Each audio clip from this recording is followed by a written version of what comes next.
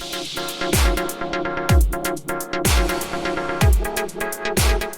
I've got the star fruit here. It's a season of star fruit in Australia now. It's a really season here. After spring and then summer. And then they have plenty of harvest. See? They're kind of organic, this one. It's beautiful star fruit. When you open this, it's sweet. I'll show you next time what's the look like the star fruit when you open it. It's so yummy. So we bought 6 of them or 8, and that's only 3 left. We really love them. That is why it's really nice one. And let us see. It's already ripened and ready to eat. Yummy carambola or star fruit.